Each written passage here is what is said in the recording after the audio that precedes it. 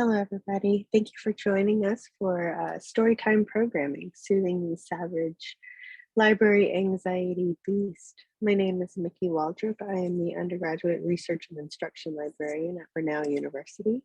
And this is Dianne Page. She is our interlibrary loan specialist. And of course, we have Frankie, our library anxiety beast. A little bit about Brunel before we get started. We are a small liberal arts university located in Gainesville, Georgia. In our undergraduate school, we have a women's college. We do have a co-ed college as well. We have graduate programs, especially focused towards the health sciences area. We have PT, OT, and PA currently. We offer programs both on ground and online. And at last count, I believe our FTE was 2,500 to 3,000. A little bit about the library is we are run by 8 adults that are in the building. We are a small collection, a small physical collection, but we have a huge online collection that our students have access to. Our building has classrooms and meeting spaces that are used by the faculty and staff across campus. And we also host the writing center in our building.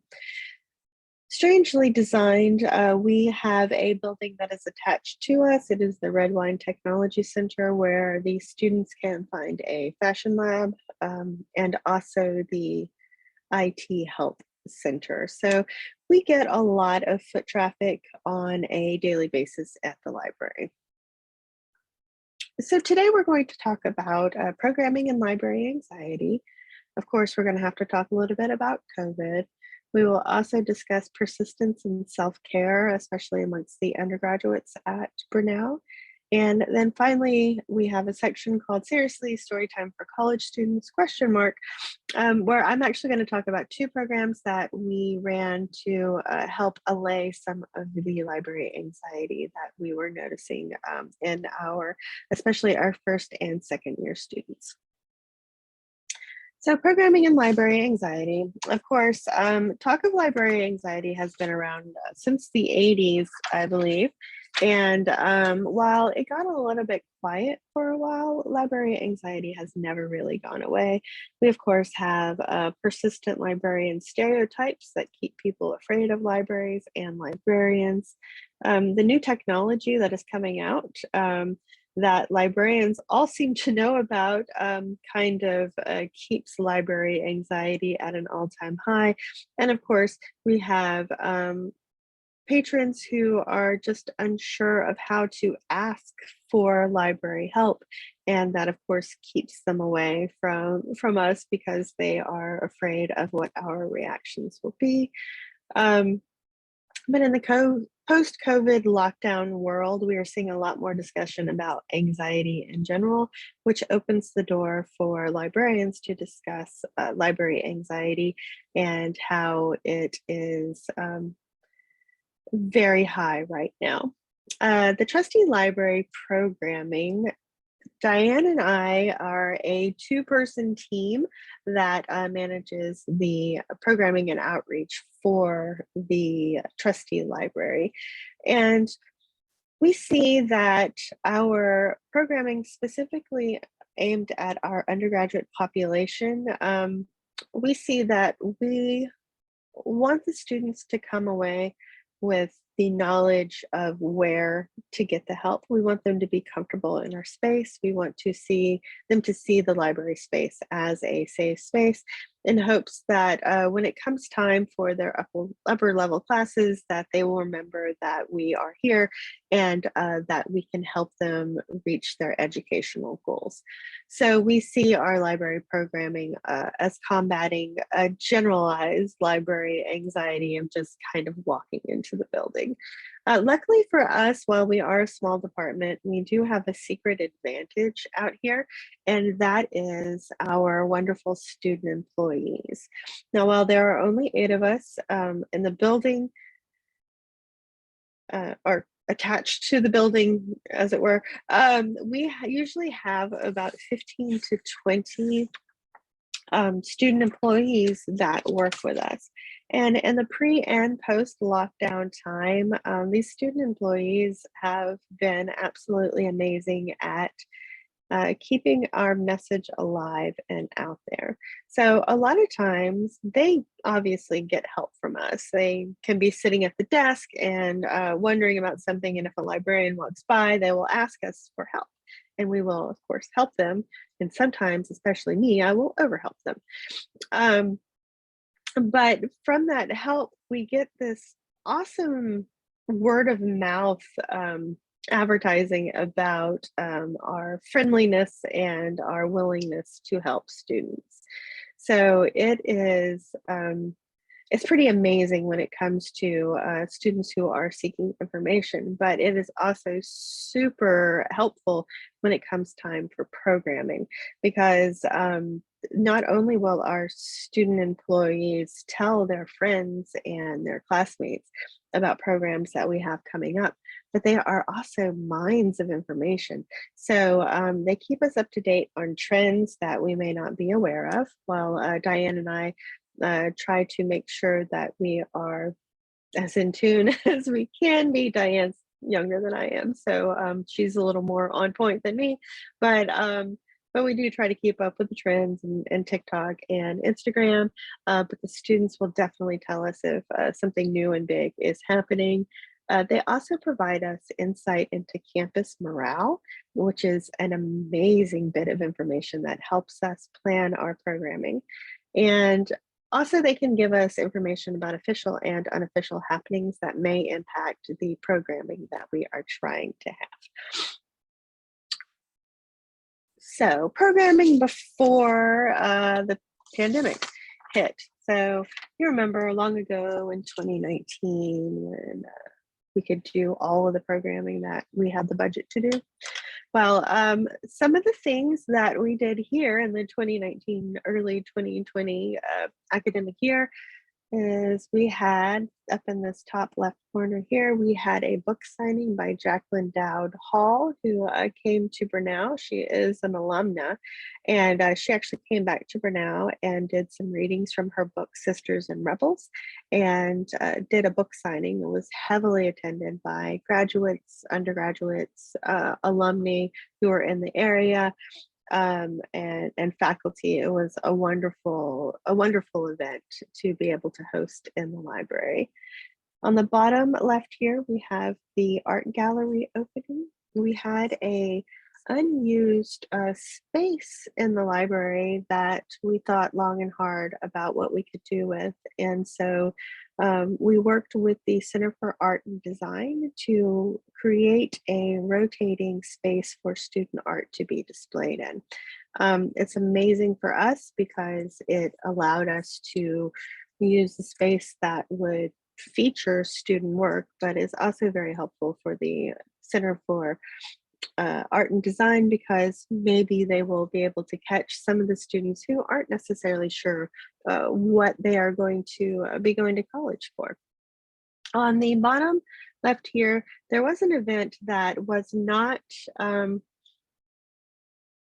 it was not planned by us, but it was hosted in the library. This event went along with the anniversary of the ratification of the 19th Amendment, which of course gave women the ability to vote. And this event saw the students coming into the space and traveling back in time, where they would lose rights as we got further back in time until they arrived to the time of the fight for the 19th Amendment. It was really great for the students to be able to experience this, but also really great for the library to host this, because some students may have come into the library and veered off to a classroom, but never went really deep into where the stacks are. So working with people across campus, we try to host a lot of events so that students and faculty will see us as a community hub, just like we see public libraries. And then finally, in the top right corner, we have something that's not traditional library programming and necessarily. I inherited a game called Zombies in the Library. We used to have a class, it was called AS 115, where the first year students would come in and learn about the different programs and areas of the university that they may not have been introduced before. So of course they go to the Career Center, they go to the Writing Center, but coming to the library was one of the events in the AS 115 class. And when they came to us, we split them into groups. We named some people zombies, and our students were tasked with using the library resources to find the cure for the zombie plague. It was a lot of fun. The students got to run around the library and make a lot of noise and shoot Nerf gun bullets at each other, and just generally get used to the space. While I do recognize some of the people that I have taught during Zombies in the Library. They do come back later and ask for a little bit of help. At the time, I think they just have fun, and then they do remember us later, which at that point in their college career makes me very happy, to be quite honest with you. So in pre-2020 programming strategies, we always tried to have some kind of active or passive programming available each month, if at all possible. We did sometimes take some months off when we knew that there were a lot of papers due, finals were coming, a lot going on. We would try to offer more passive programming then, but we tried to make it pretty even. We also try to make sure that if at all possible and we're having active programming, that we can feature some kind of food, snack, drink, or something of the like, because of course, if you have food, they will come.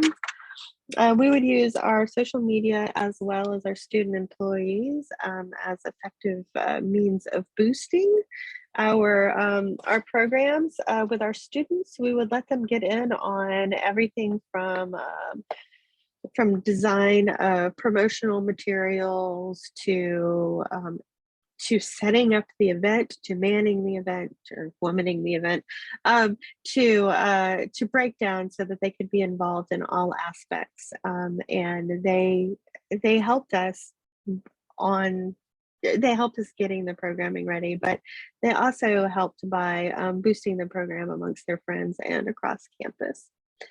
We try to make sure that we had programming evenly distributed for all levels of the undergraduates, as well as the graduate students and the faculty. Interestingly, on a campus where there is a women's college that outnumbers, or our women outnumber the men population quite a bit. So a lot of times you see women's college programming that does not include the male contingent that is on campus. So as when we do our program, we do try to make sure that any male students on campus that are interested know that they are invited to come into the program as well. So some 2019, early 2020 programming examples that we had were the student art gallery opening, which I mentioned on the last slide. We also had game night. We would try to have that once or twice a semester. I did notice towards the end there that it was starting to stagnate just a little bit. So if we do bring it back, it will probably be realized in a different format. Though interestingly, going back to our amazing student assistants, we had one who was an avid D&D player, so she would arrive with pre-generated characters, extra dice, a couple of her gamer friends, and a great story, and would introduce other people to tabletop gaming, which was an absolute joy to witness. We also had yoga in the library, which was very well attended by our faculty and our graduate and undergraduate students, especially in our health sciences arena.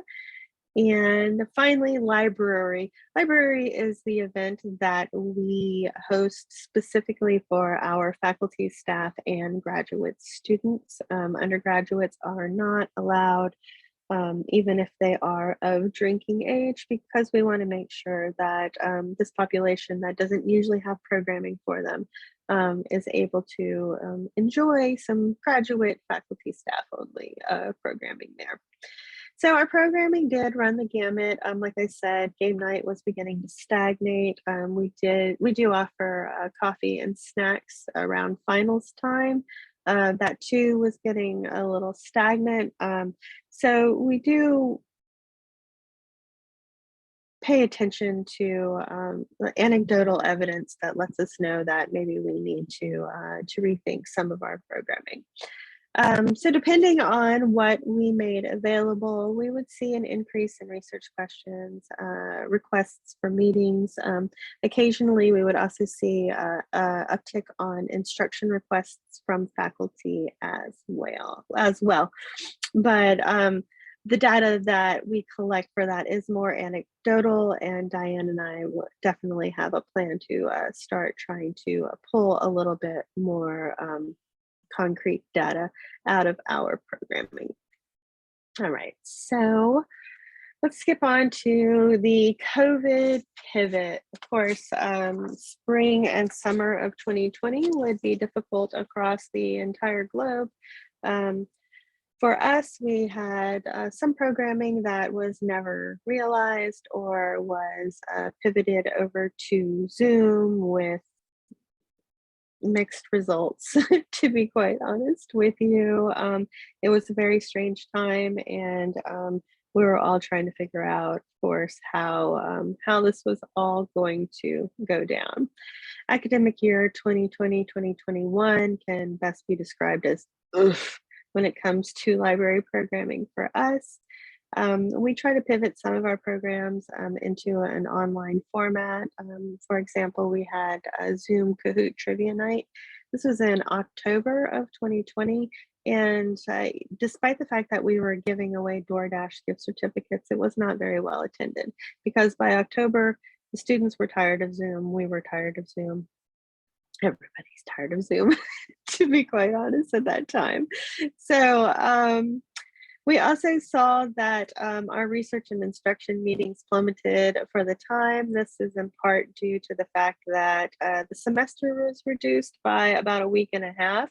That was so any students that we did have online, while most classes were offered in a virtual format, we did have some students that opted to be on campus. A lot of those were our first year students for the 2020-2021 year. And also our international students were all on campus. So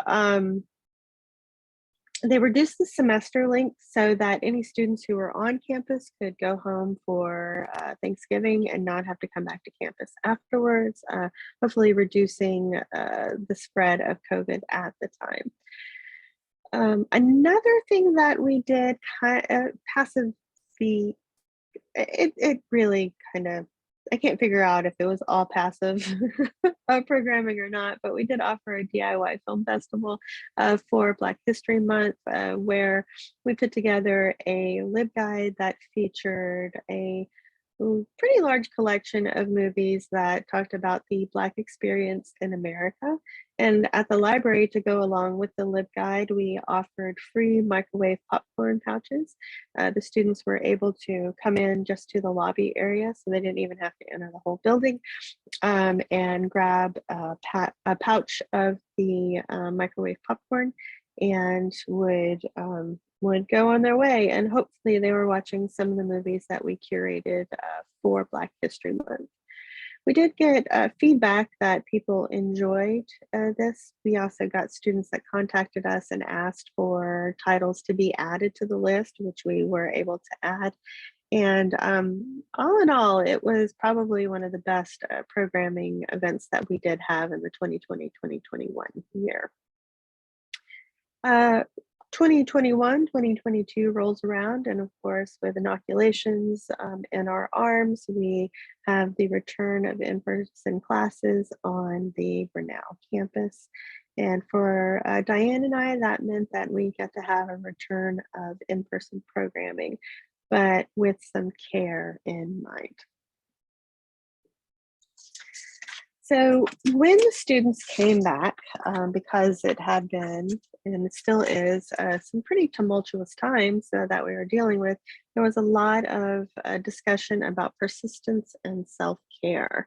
In the first year experience class, the students read Dr. Melanie Harper's The Beauty in Breaking, where they learned about persistence, resilience, self-care, these very important aspects that can definitely help for people who have or who are experiencing trauma and traumatic events. So with this discussion of what is going on campus with this idea of persistence and self-care, Diane and I began to wonder how the library might be able to fit into this grand scheme because it was not readily apparent to us. So I'm lucky enough that I do teach in the first year seminar program, and talking with the director of the program, we were trying to figure out a way or a couple of workshops that we might offer on one of our class days that would illustrate to the students exactly the type of things that they could do to practice self-care. So we came up with a yoga class, there was a drumming circle, there was a coloring circle that students could go to and draw and color and just kind of take their mind off of everything. We also had a meditation class. And as a one-off, just talking to the director, I was like, what about story time? Kids love story time. I love story time. And we took it and ran with it. And I honestly thought that nobody would come to story time because often, especially first year students are in that area where that mental area where they don't know if they're adults, if they're kids yet, but often shy away from the more childish activities that they could get into. So I was quite sure that nobody would show up and it would get canceled. To my surprise, my limit was reached first. We were limited to 20 students per workshop. And I did have some people on the waiting list who wanted to get in. And the students came, we had blankets on the floor, we were situated back in an area where students could get very comfortable. I was able to go out and purchase some secondhand stuffed animals that I sterilized really well. And I brought the stuffed animals in. I let the students select a stuffed animal to take home with them.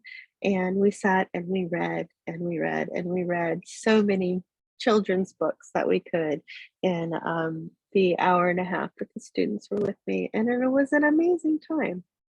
And so after that, we did see a bump in first year student engagement. But this instance, and as well as just Diane and I talking about what happened with our programming in the 2020-2021 year, we realized that that second years weren't getting, we knew that they didn't get the same experience, but they still weren't getting the experience that would put places like the library in their brain. Kind of like, making a habit where the first year students are now going to be like, oh, the library is kind of fun and they may have programming and stuff. So we should check to see what's going on at the library. Our second year students didn't have that habit because we didn't offer anything for them in their first year. So Diane and I kind of went on a trek where we were going to make sure that the second year students knew that they were invited and knew that they were welcome and that they were encouraged to come to these library events. And so that is where the two major events that we're going to talk about in this discussion come in. So first and foremost, Diane came up with the amazing Library Fest, which we hosted at the end of September in 2021.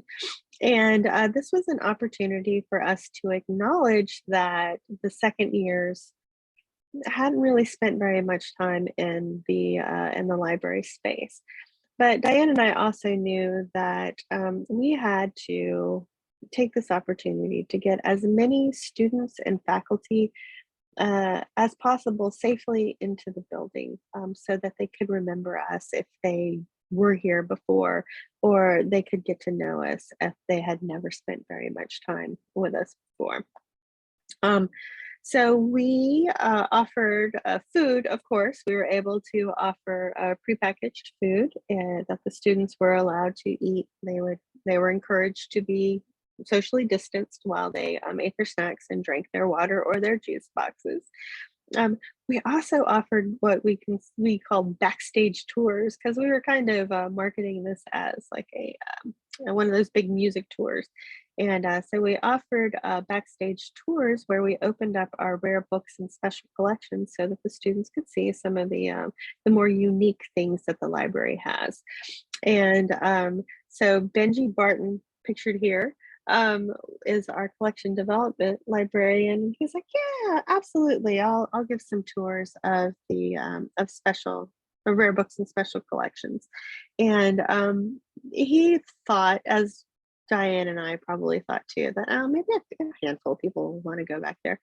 Benji was busy the entire time giving tours of rare books to people, and it's amazing. It's an amazing collection that we have back there. I know our oldest book was published in the 16th century. We've got huge elephant folios of the Audubon's Birds of North America. We have a first edition Harriet Beecher Stowe. So it's really neat stuff that they rarely get to see. So it was actually a very good selling point that that brought people into the library for Library Fest. We also invited the Writing Center, since we share space with them, and they had information and a activity areas set up as well, so that the students would know exactly where they were within the library. And we also invited IT to participate. They were unable to because of staffing issues at the time, but we are going to have Library Fest again this year. We're going to call it something else, but essentially it's going to be the same type of event, but I think we're going to go with a carnival theme this time. But we will invite IT to participate as well, since we all kind of share the same physical space. That way the students can get comfortable with all of us at the same time. Now, of course, our students worked their magic. They talked us up. They brought their friends to the event, and it was a great time to be here. It allowed us to introduce and reintroduce the space, which is exactly what Diane and I wanted to be able to do with this. Interestingly, though, we had planned to have the event earlier in the semester, and there was a COVID spike, so we did not have any in-person events for about a month there. It actually worked out really well, because September 29th is near about midterms at the time. We had some people who were having some papers due, or they needed to start working on their papers. So Library Fest gave us a bit of a bump in appointments and our door count as well, interestingly. So I think that that time frame gave us a great idea for going forward, and that is, if at all possible, try to fit these library anxiety reducing events into times where right before they're going to need us the most. So that rolls us into the pajama party. Now, Diane thought it would be amazing, because February, March, we start getting into the doldrums, or we're into the doldrums. We're well into the doldrums by the end of February, and so we were trying to think of a fun event that the undergraduate students might like. And when we hosted the story time for the FYE students, our student assistants were all about it. They thought, oh, Micki, It would be absolutely amazing. We should have story time too. And Diane and I took that into account. And so when we started planning pajama party, we went ahead and decided to put story time in to that event as well. And so with the successful FYE pilot of Storytime under our belts, we decided to try to go for it. And I was really interested to see if the students would even show up to the event if they weren't getting graded. I was quite sure that they wouldn't. But we went all in. I went out and found, or Diane and I both went out and found 30 friends who needed new homes. We hosted an adoption center, which you can see in the top left here. These were all of the stuffed animals that we were able to find and sterilize for our friends.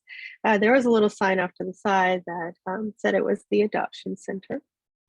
And we advertised, our students went out and advertised. They were telling people even before the promotional materials were created, they were telling their friends that we were going to have this pajama party and that there was going to be story time involved.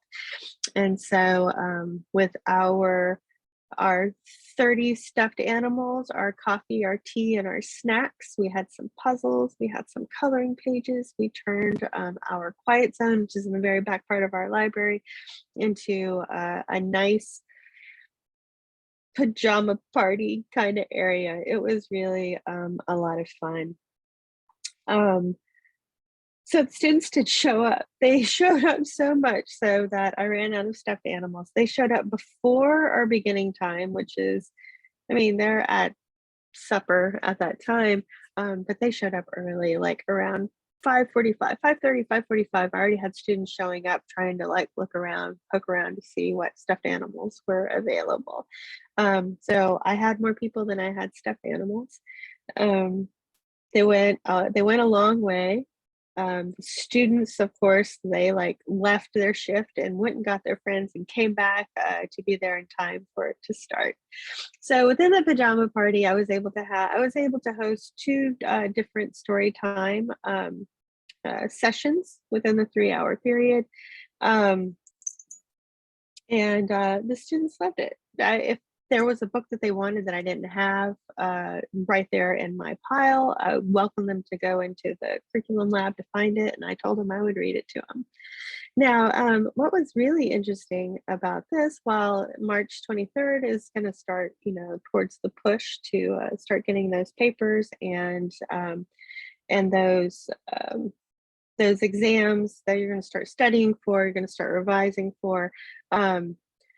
We had a cohort of students in our IFARU program. Now, this is a cooperative agreement that Bernal has with the country of Panama, wherein we get cohorts of students from the best students from Panamanian high schools, and they come to Bernal for 5 years. The first year they are involved in language and cultural training, essentially, and then they are here for 4 more years to get a degree in whatever program they are interested in.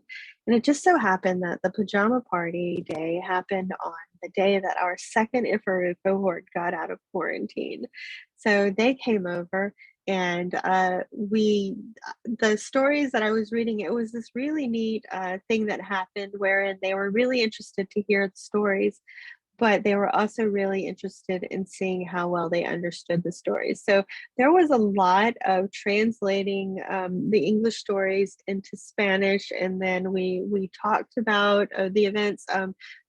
That's when I realized that translating Dr. Seuss is a little difficult. There are words in Dr. Seuss that we don't often use anymore, and it was kind of difficult to explain some of them, but it was an amazing opportunity because it gave these students the ability to meet with me, which I will probably help them more than the other librarians, because I work exclusively with our undergraduates, but also gave them the opportunity to see what kind of programming we might have, and also to meet other students that are going to be their classmates. So it was an amazing coincidence that it happened that way, but I'm so happy that it did. So the program again was it was successful, as you can tell from the excitement as I tell you about it. But what struck me is that these students that are doing this puzzle right here, they stayed until almost closing time, which is 10 o'clock. To make sure that they could get finished with that puzzle.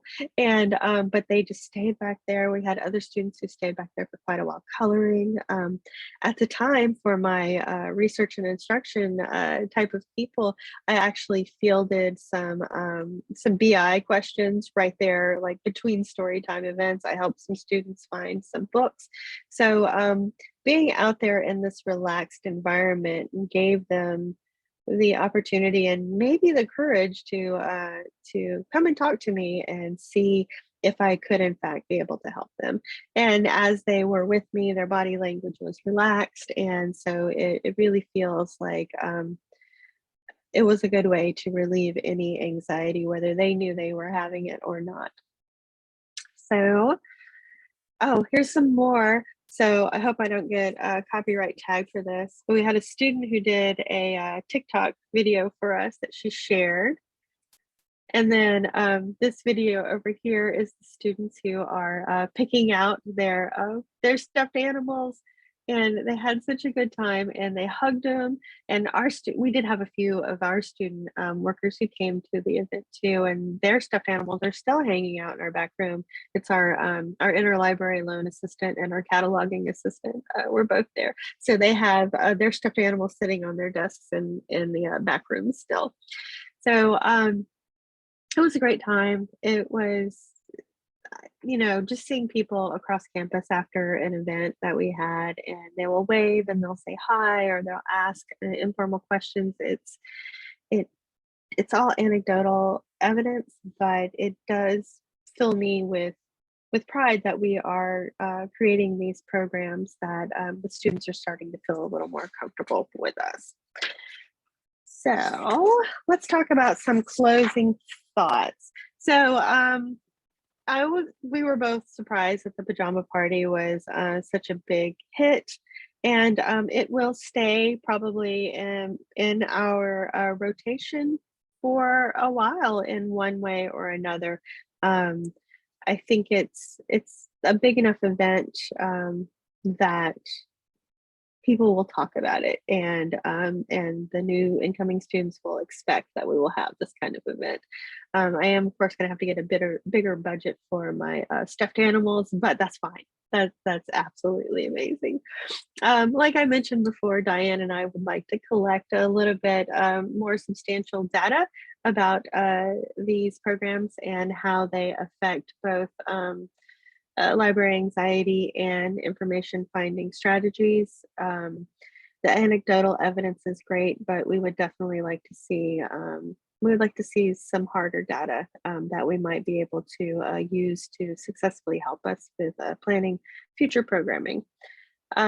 We also want, if you come away with anything from this, that libraries, even though persistence and self-care isn't always in our vocabulary, that we can definitely assist in this aspect for our students and for our entire campus communities. And finally, that COVID disruptions are going to continue to fuel library anxiety for years to come, just because of the way that we were all affected by COVID. And that if we start now, we can use programming that will help ease this anxiety for our patrons. And it's a step in the right direction. All right, so that is it for us. Diane and I both thank you for tuning in and seeing what we had to say. We hope that you got some good information out of this. And if you have any questions or comments or ideas that have worked for you and you think might work for us, please do not hesitate to contact me at mwaldrop1@brenau.edu. And for those of you who are interested, these are the references that I used to read about library anxiety, especially, since 2015. So thank you very much for coming, and I look forward to your comments. Bye.